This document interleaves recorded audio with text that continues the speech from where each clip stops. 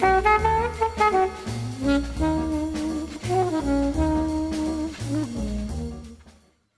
good afternoon, everybody, and thank you for joining us for this week's halftime talk. I'm delighted to be joined today by Vera Blei, Global Director for Oil and LNG at S&P Global Platts. Thank you very much for joining us, Vera, today for the halftime talk. Thank you very much for having me today. It's been a while since we've caught up, and obviously it's been the year that it is. I'd like to talk more about sort of look forward and see what we're expecting next. But given the uncertainty and demand destruction that the markets had this year, how would you sort of conclude that the market and players within it have managed so far? Well, as you say, I mean, it's been a very unusual year, unprecedented demand destruction through COVID-19. And I think this is still very much the theme for us now, right? Even though if we look at oil prices today, the prospect of vaccines have kind of stimulated everybody's optimism, including the oil markets. But I think uncertainty is still what is the overriding theme and what is actually also really determining the picture around demand in the market right now. Everybody had to make adjustments, but now that we're looking, stuck in the second wave, I think COVID is still the overriding theme. Yeah, I mean, we've seen obviously in the last 2-3 weeks, slightly more bullish sentiment, I would say, in the market. I mean, we look at these every day. Your company is pricing and benchmarking every day. And there has been slightly, despite the lockdown, actually coinciding with announcements for lockdowns in Europe, we've also had a bit of a bullish sentiment the last 2-3 weeks, at least from a price point of view, on the back of these announcements, obviously, of vaccines making progress, and also principally that Chinese and Asian demand continues to be strong. And what about the forward-looking forecast for 2021? That also looks quite positive from a China point of view. So definitely, I think China has been the bright light, together with some resurgence of also gasoline demand in India, right? Those key Asian consumers have really been behind sort of the resurgence of demand.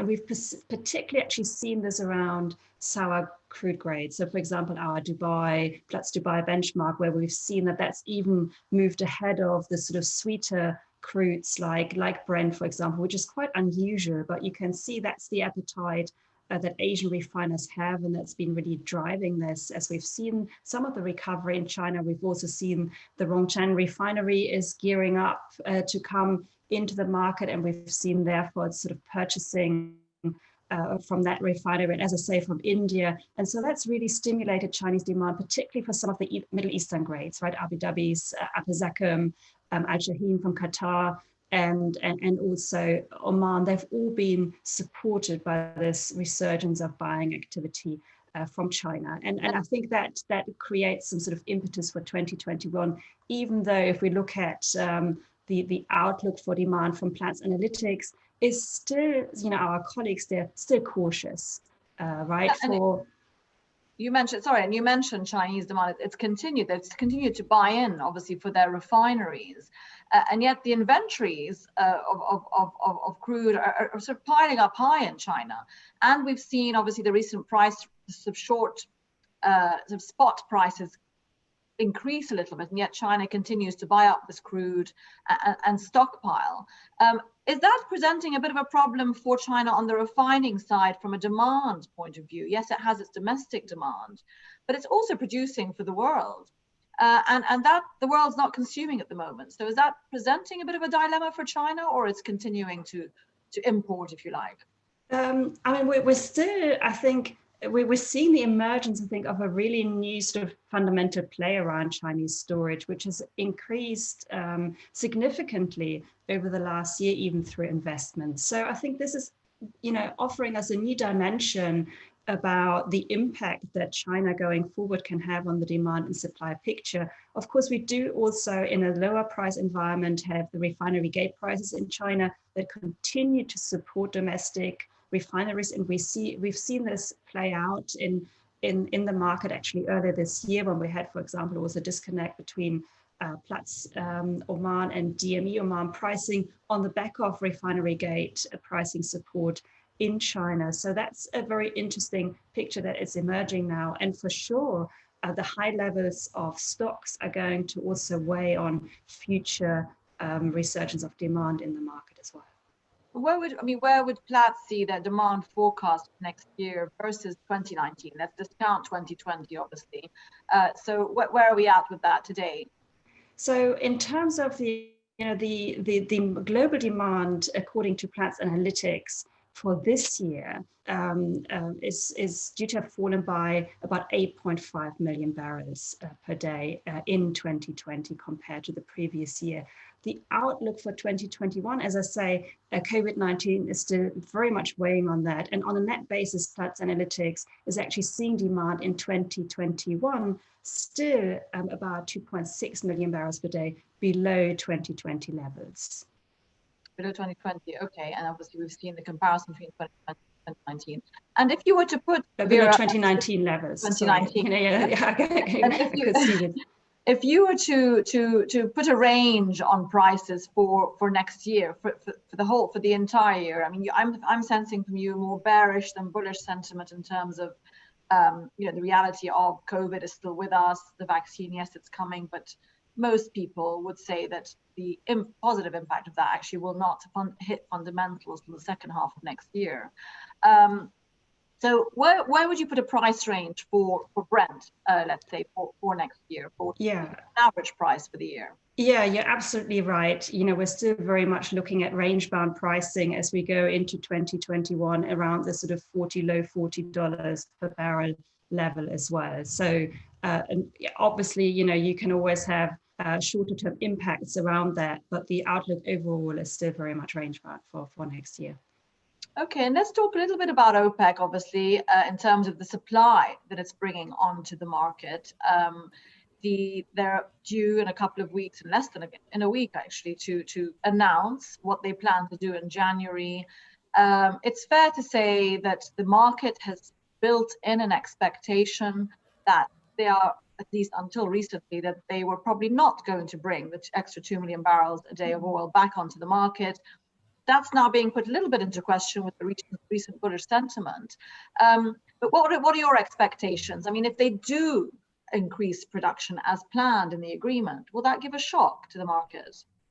Yes, at the moment, Platts Analytics is still of the view that it's unlikely that the further tapering will come into play, and that the current production levels will be carried through into Q1. Of course, we have Libyan barrels coming back into the market, right? So there is actually extra supply coming into the market at this point while we still have COVID uncertainty. Yes, there is some optimism. This is not going to be an easy decision to be made. But at the moment, we still see the bearish weight on demand from COVID-19 as the overriding picture in the market. That will probably weigh on things. But as you said, it's a difficult decision for OPEC. A lot of talk in recent days. Obviously, Libyan crude is back. They're likely to be allowed to continue not to comply or not to have to comply with any cuts. You've got Iraq obviously is coming back, wanting to add crude. And the Iranian angle, of course, is there, but with Biden administration coming in January, yes, there will be perhaps a change of tone, but no immediate lift probably on sanctions. But all those sort of weighing on OPEC in terms of extra supply today and coming, and the reality that some members in the group need the revenue, and how that is, whether it's palatable, not to resume giving them those barrels back. We had some obviously stories in the news this week about the UAE considering leaving OPEC or not validated or confirmed by the country. But it seems that with the OPEC Plus group growing as it has in the last 2-3 years, that perhaps the future is about each man for himself, if you like, and market share. Do you think the whole market share argument is creeping back? Lowest cost producer will win? Well, I mean, it's an interesting one. I mean, in the end, you can say it's everybody for themselves, but of course, you always have to look at it in the global context and changing trade flows. And you, on the one hand, you have the Middle East producers who will have to make their decisions. OPEC Plus will have to make their decisions. At the same time, we have to see what the impact of the US election is actually on US production. There, we've actually seen activity pick up again in the US. Again, Platts Analytics thinks it's unlikely that this will actually lead to a resurgence of production in the first half of the year. In that sense, exports will still be high because refinery runs are low there. But, you know, that's still kind of going to weigh, I think, on the mind of Middle East producers as well in terms of what they're looking to do, how their crude is placed in the competitive context. With flows from the US, for example, as well. Of course, yeah. I mean, of course, if they support prices with these cuts, then that obviously runs the risk of shale coming back more quickly or in more volume. And you mentioned the new Biden administration with regards to shale. From a regulation point of view, they are seen to be more green. They're going to perhaps come and sort of have more oversight on some of the regulatory effects that the Trump administration, you could argue, ignored and did not enforce from a shale sort of gas flaring point of view. Do you think long term that's going to have an impact on the shale industry? Are we going to see it weakened because the Biden administration is a little bit more serious on environmental impact? I think overall, what we see from this pandemic, I mean, I know question marks have been put over what will be the impact of a market under pressure on the bigger themes around energy transition and decarbonization and, you know, sort of a greener economy going forward. I think the message that we get now, whether it's through the change in administration in the US, but also overall, that commitment to a greener, cleaner, decarbonized future is very much there, not only from some of the key policymakers, but actually also in areas where perhaps policy isn't leading. It's actually the corporations in the market that are driving that too. So I think that's going to be ultimately perhaps even more important, the commitment from the industry in addition to policy decisions around this. Yeah, I mean, you mentioned the industry. Obviously this year we've seen majors like BP and Shell and Total make their announcements or re-announce their intentions to be carbon neutral by 2050. And on the policy front, we've seen obviously big consumers like China, Japan, South Korea also make, you know, long-term commitments, 2060, 2050 to be carbon neutral. And Europe, of course, in the summer announced its Green Deal. So, and I mean, from a Platts point of view, and your business in terms of benchmarks and obviously for oil and other products, where has that placed you? You've launched 2 or 3 benchmarks in the last 3-4 months, which meet sort of this direction of the energy transition, particularly with regards to transport and heavy transport fuels. So talk us through that a bit. And do you think that's good timing for you to have launched those? Absolutely. I mean, it's been a busy year. And in fact, I think it's actually been already busy years around the energy transition because, of course, the energy transition, it's a big umbrella theme, right? So for some people, energy transition would be very much focused around the power sector and you know, sort of the renewable sort of element around solar energy, hydro, and other elements that come into it. From an oil market perspective, this is a transition that will go through years. And, you know, let's remember we came into 2020 with our view on the big theme being IMO 2020, right? That seems big like a long transition time. Fundamentally from high sulfur fuel oil to 0.5 sulfur marine fuels in that market. It's been overshadowed, but of course it's been playing out in the background and one of the big themes. And, you know, now you're asking what is actually that next step? We're already talking about the new low sulfur marine fuels competing with LNG, looking ahead to hydrogen. So there is a whole theme there around cleaning up the marine fuel sector, where we've only just scratched the surface and seen the beginning. You talked about other transport fuels. You know, we've launched assessments for sustainable aviation fuel, for example, right? It's a tiny proportion of the market. And obviously the aviation sector is under huge pressure right now. But despite that, and despite limited spot market activity, which we typically need to assess course, these markets, we've been able to work with our colleagues in Platts Analytics to actually calculate values for sustainable aviation fuel in Europe and the US. And that was very much on the back of demand from the industry. We said for investment decisions, we need to have early indications of prices there. We launched assessments for biodiesel, as well for hydrogen actually already last December and added to that portfolio there. So, we're very active in this market, and actually the industry really is calling for transparency because, as I say, this is what's driving investment decisions right now. And so for us, we didn't stand still. On the contrary, I think energy transition is still very much in the spotlight, and there's a lot for us to offer to the market in terms of benchmark pricing as well. Yeah, and it certainly seemed, the conversation around the transition certainly seemed to have gotten a boost this year. The focus, obviously, with we entered into lockdown, so you could argue that actually, from a transportation point of view, deflated that market in terms of activity within it. But it gave pause for thought as to what direction the world is going in. And it seems to have accelerated the conversations around energy transition. You have, even from the financial markets point of view, the ESG funds have been, again, front end and focus. So that certainly seems to be a train that's going to keep running, despite the challenges that we're in, that the market is facing this year. You mentioned LNG. Again, we've talked about sort of your forecast and outlook for oil markets and where the direction of that may be headed. Of course, the gas markets and the power sector this year didn't have such a bad run, comparatively speaking, to crude oil. So from an LNG point of view, and again, we've seen some recovery, I believe, in the third quarter on prices there. What's your forecast for LNG for the rest of this quarter and again into 2021? Yeah, it's an interesting one. You mentioned the impact and how these markets have been performing, because while we're in the second wave of lockdown, of course the second time around, the lockdowns look a bit different. We still have schools open. There's in Europe also sort of a desire to keep industry functioning. So we have a little bit of doubling up of demand in gas and power going on that we didn't see in the first wave. In LNG, as you say, we've seen some record prices actually in Asia, 18 months highs for Platts JKM, the main LNG marker there.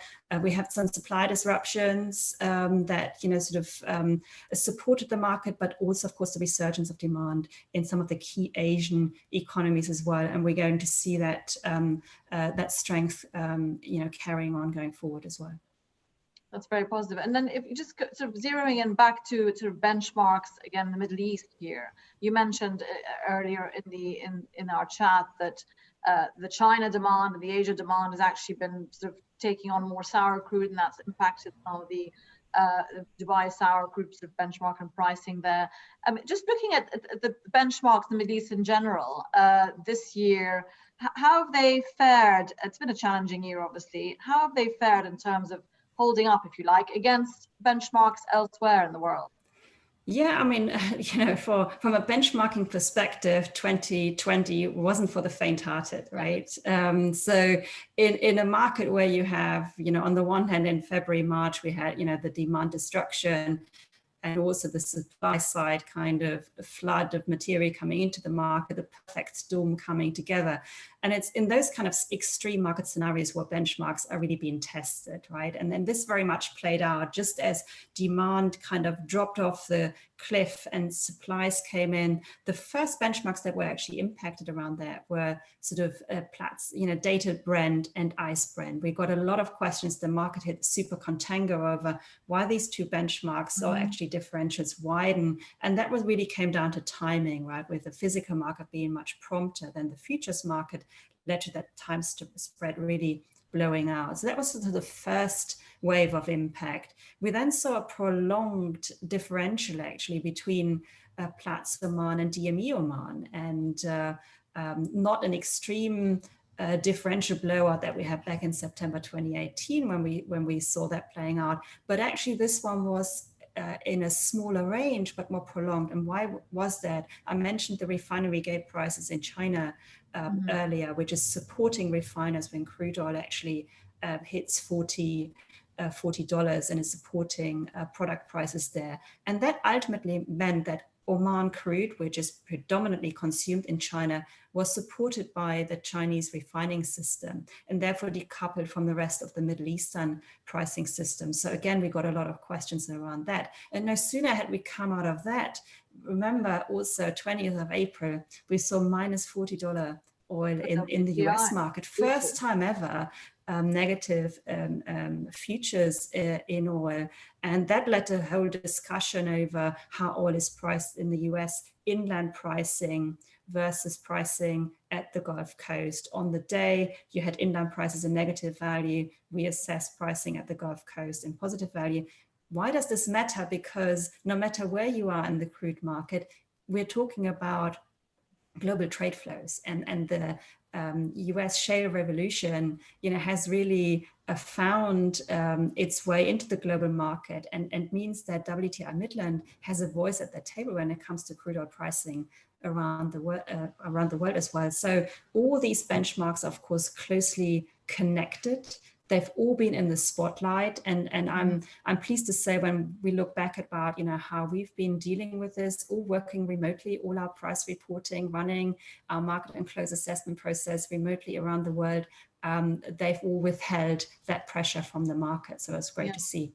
And has there been any conclusion from that in terms of a new way of managing those benchmarks, or no, we carry on as we are? We coped this year, and in terms of the formula or anything that may have impacted that, has there been any thinking around that? I mean, you can never stand still in benchmarking. The markets evolve all the time, but I would say, of course, what the current pandemic has shown is that it's not only about methodology and how you go about gathering the information and produce the assessments. It's about technology as well. And that's where I think investments and innovations that we've made around how we gather information from the market have really paid out in the sense that we have been able to operate smoothly. And in a highly volatile market, I think the spotlight on technology is even clearer now, right? We've partnered with Kensho, for example, on intelligent automation to speed up the data gathering and assessment process for some of our key assessments, Platts Dubai included, and that has reduced the time to publish our, these key assessments that we've already taken through that process by up to an hour, meaning, sort of more efficient time use for our analysts, but also for, of course, most importantly for our customers to get these numbers quicker as well. So technology is really a key theme here. Absolutely. We have, in terms of just in this particular region, there is a new benchmark expected to list ICE Murban futures at the end of the next quarter for obviously Abu Dhabi crude, and that's obviously been in the works for a while. Now they have a date for it launching. Is it a positive thing to see new benchmarks added to the mix? Is there enough volume in the market to warrant that? And what are your thoughts on that?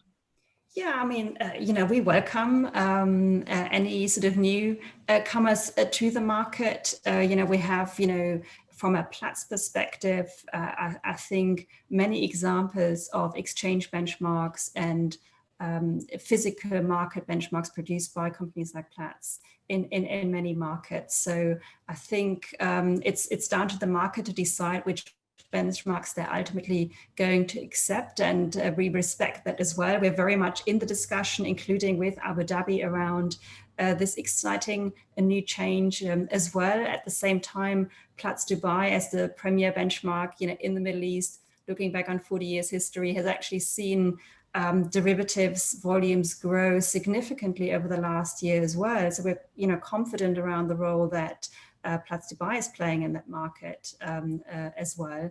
And what we've, I think, heard from most of the market players, that if they're looking at the addition of that Murban futures contract, that they're looking for fungibility between all the pricing tools that are actually available to the market, whether that's Platts Dubai, whether that's the INE, whether that's ICE Merben going forward, right? If that complex can sort of function in a fungible way, then it has the potential really to not only benefit everybody, but actually also to complement and to increase liquidity in that market and provide a sort of a more comprehensive portfolio of hedging tools. So I think that's something that's definitely one to watch, and it's going to be a big topic. Of course, whenever a futures contract is being launched, if this is going to be a physically delivered futures contract, the market will want to test how the delivery is going to work, right? Which is going to be the key function for fungibility in that contract. How's delivery, physical delivery going to work? How are the Opec cuts going to impact the volumes underpinning that, right? And I think if anything, what the market is looking for is policy-free benchmarks, right? Fundamentals are already, they're providing sort of all the ingredients. You don't need the meddling of policy in there as well. Yeah, and I mean, of course, you mentioned the OPEC cuts. If we see further cuts next year, obviously, just from a UAE perspective, for example, I mean, to be launching a benchmark at the same time as having your volumes cut back isn't ideal. But I mean, the positive thing, I suppose, for Middle East benchmarks existing in future is that the market that they're serving, which is east of Suez mostly, is very positive and is obviously growing. So there should be. The demand is in that direction, at least. Vera, thank you very much for joining us. I'm afraid we've run out of time. That went very quickly. I'd like to thank you, Vera Blei, Global Director, Oil and LNG Markets at S&P Global Platts, for joining us today on the Halftime Talk. And we look forward to catching up with you soon. It's been a pleasure. Thank you very much.